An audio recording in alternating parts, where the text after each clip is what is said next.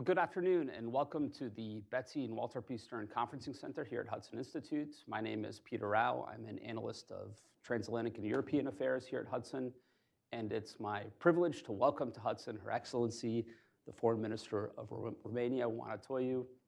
She has been appointed June 23rd, 2025, with the new government taking power in Romania. It's not her first stint in government. She also served as State Secretary in the Ministry of Labor and is a parliamentarian for the last 5 years, where she was Vice President of the Chamber of Deputies, served as the Chairwoman of the Labor Committee in the Parliament, and is Vice President of the Save Romania Union, which is part of the coalition government. Your Excellency, it's a pleasure to have you here. Welcome to Hudson Institute. Thank you so much for having us. I'm here together with my team from the embassies and the Ministry of Foreign Affairs. And it's also very important for me that I'm here to be able to personally say this. Thank you. The work that the Hudson Institute has done for so many years is essential for where we are now in the attention that is given to the Black Sea, because you have invested in this when it was maybe more of a niche topic. So very grateful for the work that you're doing in the Institute, for the contributions in the Congress hearings. Our pleasure. It's been a hand-in-glove partnership with your embassy. You have one of the best here in Washington. But let's leave Europe for just a moment and start with the news of the day, because how could we else? The president on Truth Social posting last night, overnight in the Middle East, that the US had brokered, together with its Turkish and Arab partners, an agreement between Hamas and Israel. And I saw you on the sidelines of the high-level week at the UN make a brief statement or two on this issue, not necessarily in the plenary, but elsewhere. And I thought maybe I would just start by asking what's the Romanian reaction to the president's announcement, and how do you see it playing out? We're very optimistic and grateful for his involvement in the peace plan. It's actually also one of the conversations we've had in the meeting yesterday with Secretary of State Marco Rubio, who was also very optimistic throughout the meeting. They were waiting still for some official communication. In Romania's case, we have a strong Jewish community at home, but also in Israel, a strong community with Romanian descent.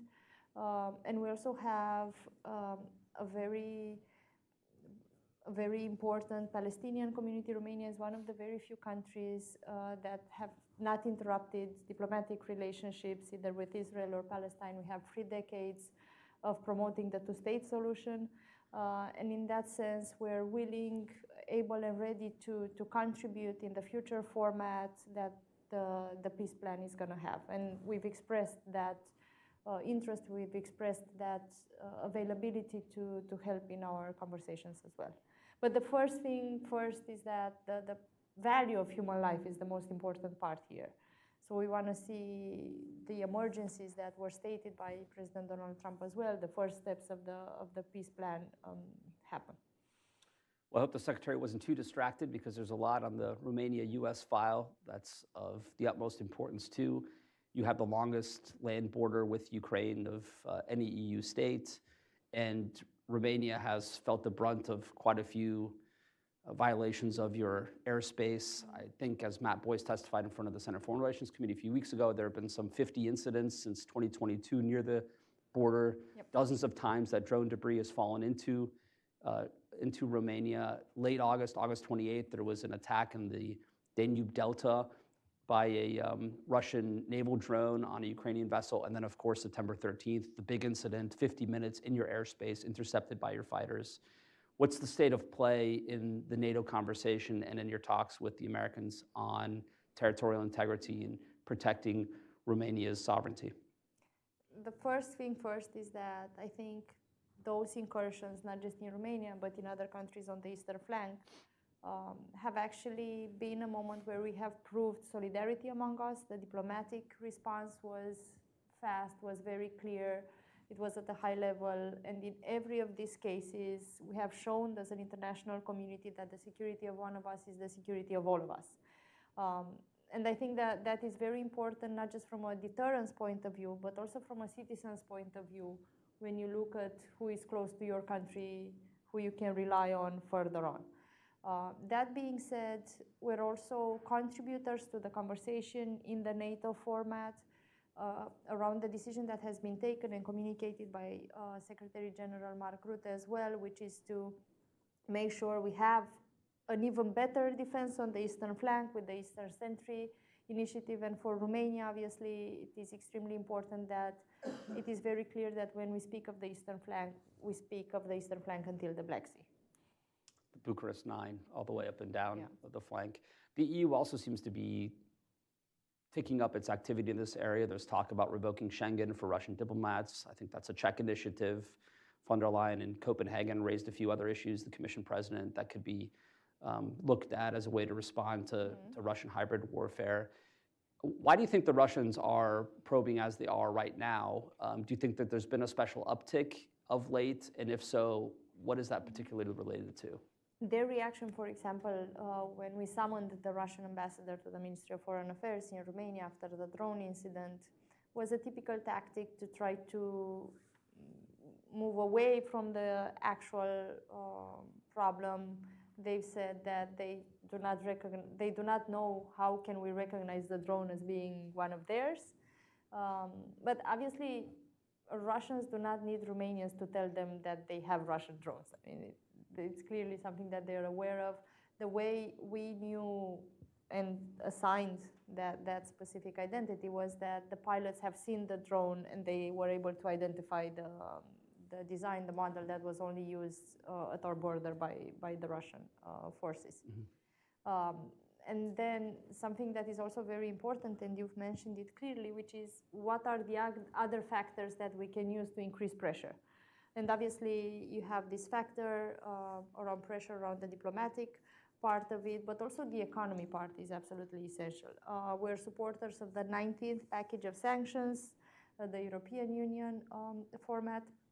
But also we support President Donald Trump's direction, which is the request that all member states try and succeed to cut off from Russian energy sources in a way that now it is highly likely that part of the profit that Russia is doing from this is also used to finance the war operations. In our case, specifically in Romania, something that we've put forward from the Ministry of Foreign Affairs together with our Ministry of Justice is a new set meant to discourage anyone who wants to go around the sanctions.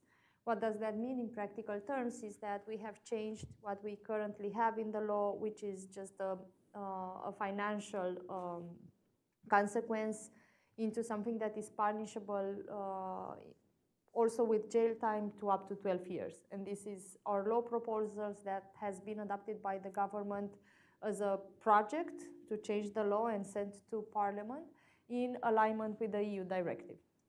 Are you confident the 19th package is going to ultimately be codified and passed and implemented, just like, I suppose, the 18 previous ones all required some haggling and diplomacy within the EU 27? It's not necessarily easy to align all states in that direction or on specific decisions of the package, but yes, I am confident that we will reach that point. So you mentioned the importance of energy independence. It's kind of a watchword in American politics too.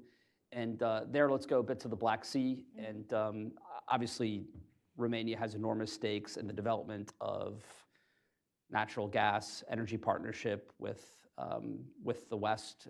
I think the Neptune field began drilling earlier this year, maybe in March or June. I don't remember when exactly, but this is a huge project of enormous significance, potentially coming online then in 2027, and could serve as an alternative. Can you just outline a little bit for those at home who are watching who might not know as much about the energy riches of the Black Sea, in particular in your EEZ, what the thinking is, what's underway, and what the possibilities are?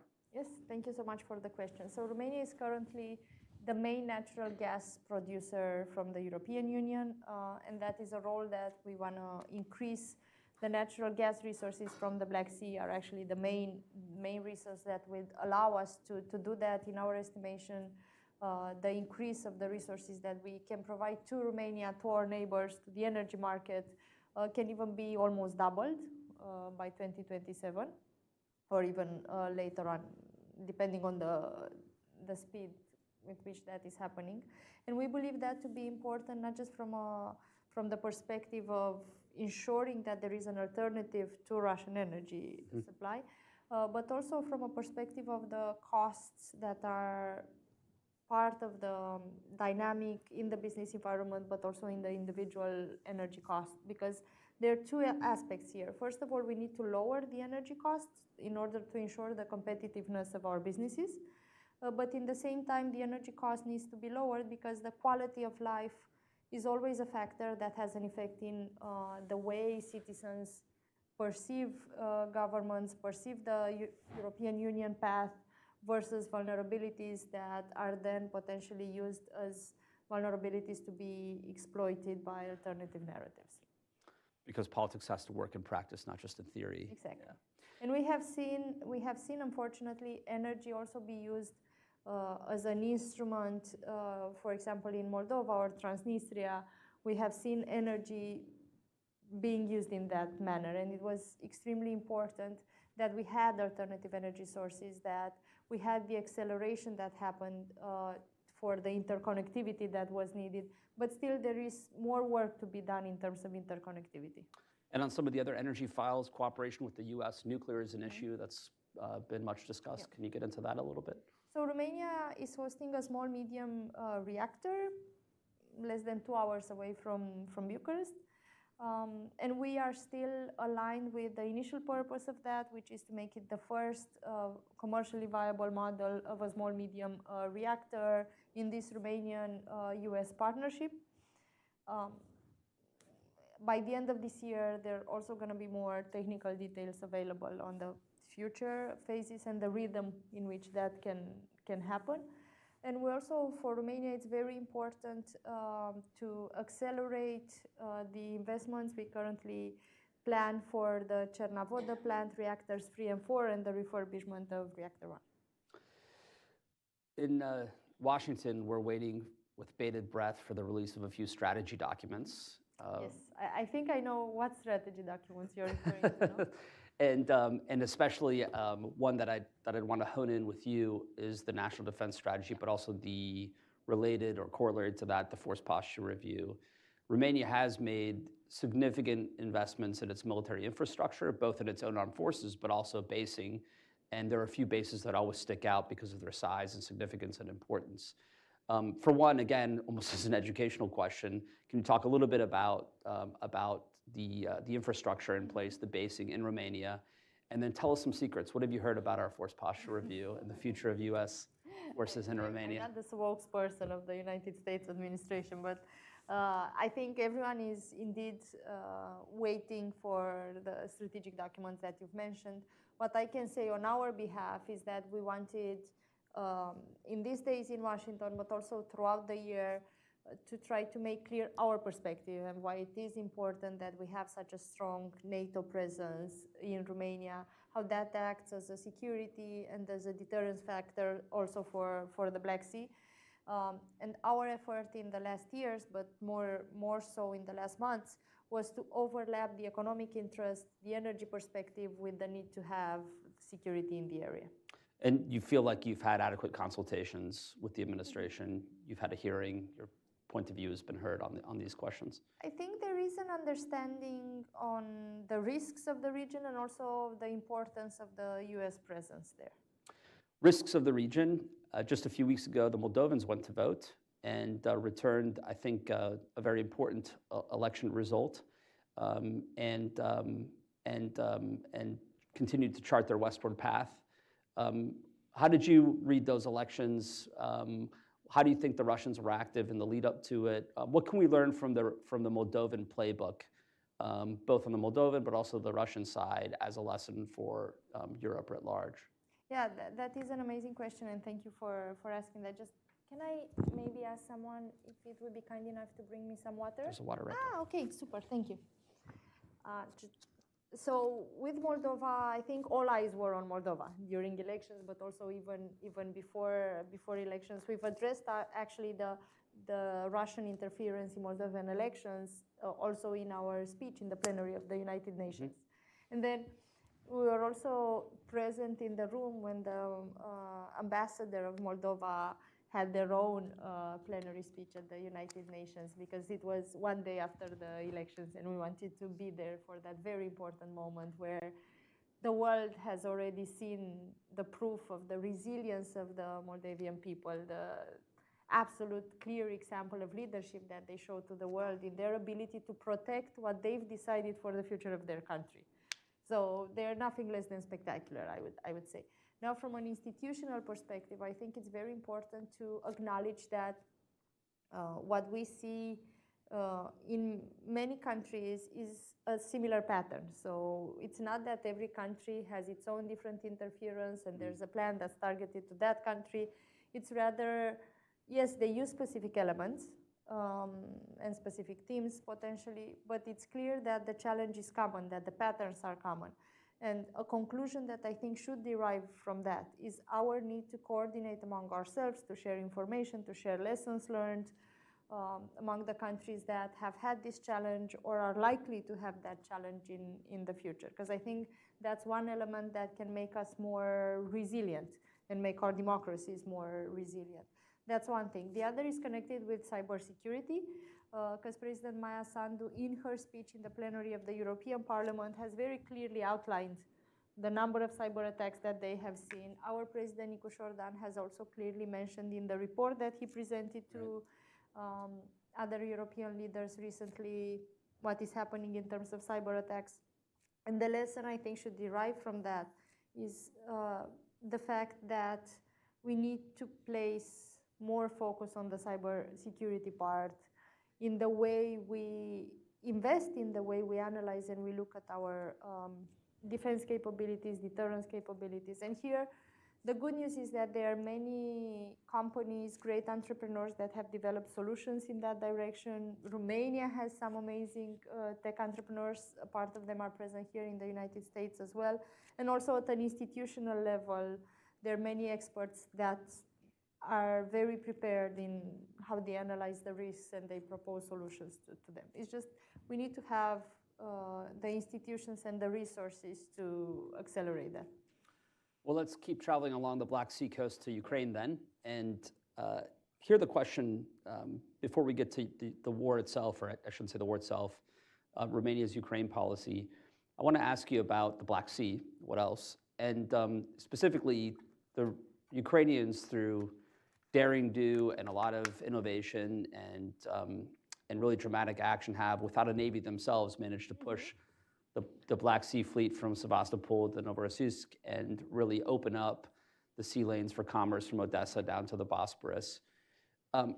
How important is freedom of navigation in the Black Sea in the discussions about war termination, the future of the region? Because one could easily imagine if eventually the guns do fall silent and there is a ceasefire or some sort of political agreement, that the Russians begin creeping in towards the western part of the Black Sea and begin to anaconda-like squeeze Ukrainian commerce and cause problems with energy infrastructure. We just talked about the Neptune field, among other very important and valuable Bulgarian off-sea holdings, et cetera. So how do you approach that issue? The freedom of navigation is absolutely essential already. So not necessarily just after how you beautifully put it, the guns fell silent. And it has proved to be essential also in the humanitarian flows that were needed, but also in the export of cereals, for example, because those were essential to allow Ukraine to have the income flow that was needed, but also it would have been a security challenge, an access to food security challenge for other countries of the world as well, if together we wouldn't have managed to secure that. And here the Constanța harbor has its own importance, and it's going to have an increased importance in the reconstruction phase as well. And also, it is very clear to us that we need to increase the collaboration we have among the countries of the Black Sea. One thing that we're doing now together with Bulgaria and Turkey is that we're having common demining activities. There are more countries interested to collaborate. Ukraine actually is also doing a very good job in terms of demining. And I'm mentioning this because the paradigm is usually focused on how we all help Ukraine. But at the same time, we need to acknowledge that Ukraine itself is helping us all in terms of the security of the Black Sea with the efforts that they're doing and their own contribution there. I just saw the Ukrainians played the red team in a NATO exercise, so teaching NATO forces how to react to a potential Russian move. So let's talk about Romania's Ukraine policy then writ large. How would you characterize it? What's been your work with the Ukrainians since you've come into office in June? And how is your administration writ large working with the Ukrainians today? Thank you for the question. So Romania and Ukraine, we did not always have the good relationship we have now. But now we are in a very good moment on both sides, I would say, in the way we see this bilateral relationship and in the way we see the future of our collaboration after the peace agreement and the reconstruction. Actually, even today, as we speak, there's a launch of a train path from Kiev, Chisinau, Bucharest. I don't know if I say it now before it's public on Twitter, because we said we're going to align all the three ministers of foreign affairs to have a common tweet on it today. But perfect. That's so our I'm news. not sure. Breaking news. I'm not sure. But I've announced actually the fact that this is going to be the case in the common visit, in the common format of conversations, the Odessa Triangle, which is the Ministry of Foreign Affairs of Romania, Ukraine, and Moldova. And part of the statements we had in our recent meeting was actually this. So it's a semi-breaking news, let's say. But I'm mentioning this because the infrastructure connections are very important for the common objectives that we have that are also economic in nature.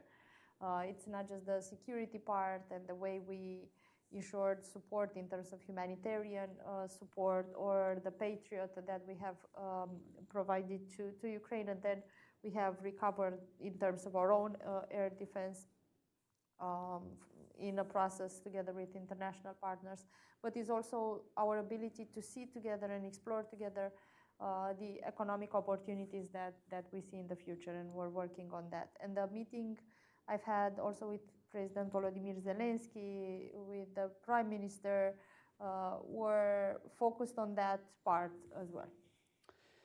If eventually the war ends and the Turks lift the invocation of the Montreux Convention for restricting travel through the Bosporus and the Dardanelles, what is your hope and vision for NATO activity in the Black Sea?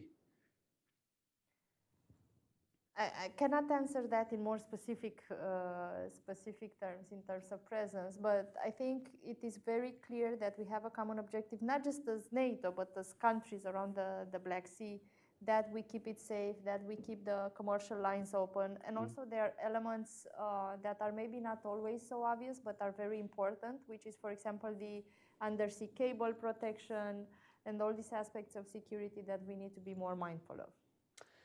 I noticed in the readout or in some of the State Department statements on your meeting with the Secretary, the visa issue came up. Can you talk a little bit about where that stands? So Romania has as a priority its inclusion in the visa waiver program. We have done the technical work to take us there. We're working together with our Ministry of Internal Affairs, so the Chancellery of the Prime Minister, on that focus. And in the bilateral relationship, of course, it's one of the important elements in our work. That being said, how the US administration is now perceiving as a general paradigm the program, I think that is still something under evaluation on their side. Not necessarily specifically targeted at Romania, but overall, I think they're at the moment where they are looking at this new paradigm that they have, which is focused on the security of the borders. And we're going to see how does the visa waiver fit into this. Any other issues that in that bilateral conversation that we haven't touched on that came up with Secretary Rubio that you could talk about? Yeah, we've spoken also about the Romanian community here in the United States. That is something very important for me also personally, that I do in every of the bilateral meetings where that is relevant. And in the United States, it is extremely relevant. We have a very important community here for us. I have had the chance to recently meet with them in Chicago, in New York, here in Washington. So we've spoke a bit about that.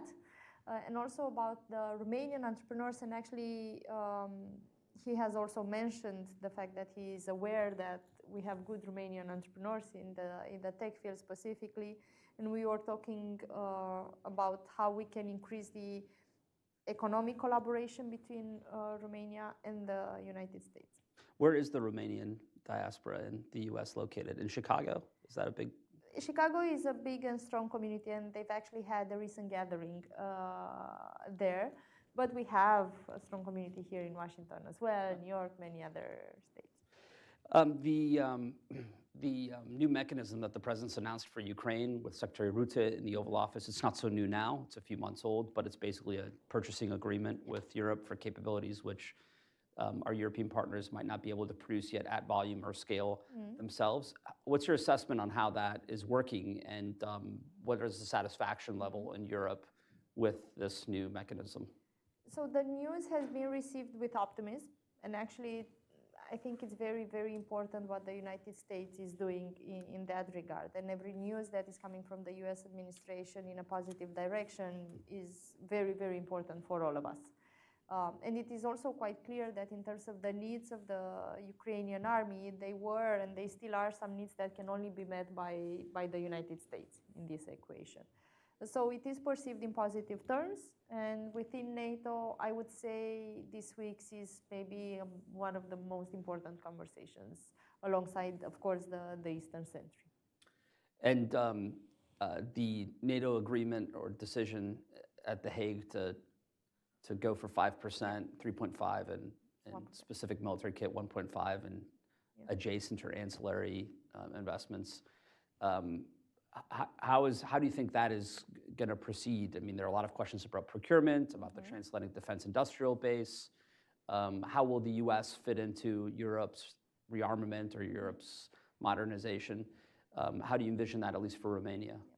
So for us, the decision at The Hague was very important, not just on our side, but obviously the decision taken by the NATO members also ensures a stronger deterrence factor.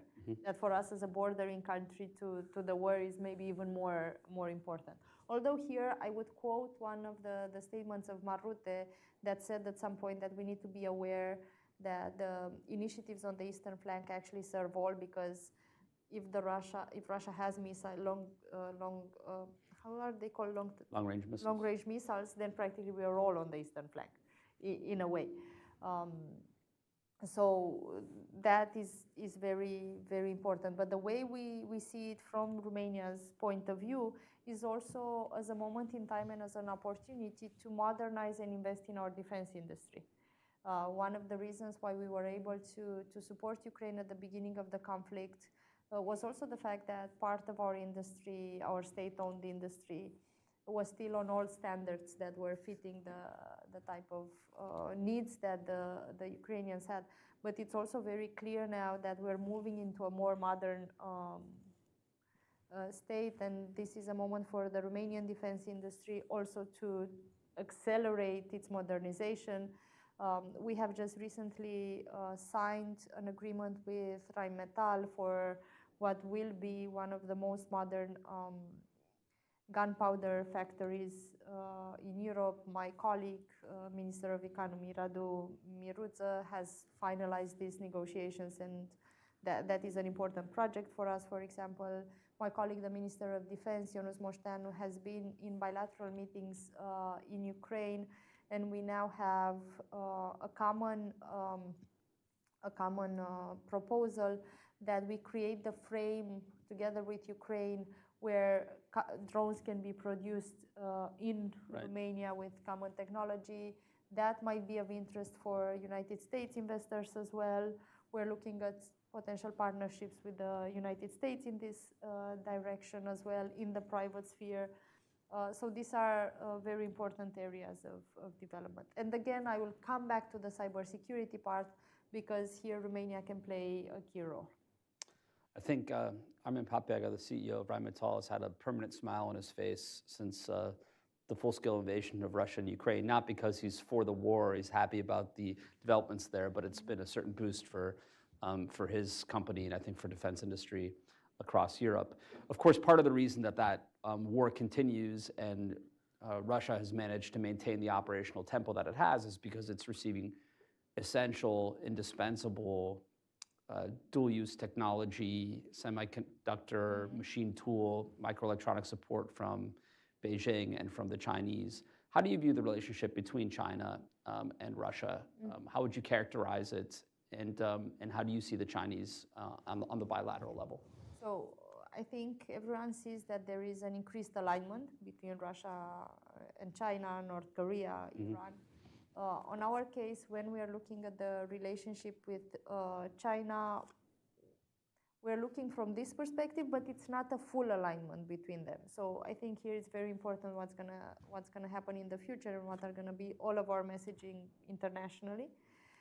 And here we share the perspective of the European Union, where it's very important also, if you look on the commercial side, to have a de-risking strategy, to be able to have less of a dependency to what is provided now in different commercial flows from China. But we're going to continue the commercial relationship. We have a Chinese community in Romania that we value. Romania and China, we have traditional ties, traditional good ties, but that is separate, as much as it can be separate, from the fact that we acknowledge the risk that is now posed on the region, and we are very clear in expressing the fact that we are worried about that. And we've also taken some measures to ensure that key infrastructure in Romania, such as the 5G infrastructure, is not open to such risk or other key investment areas.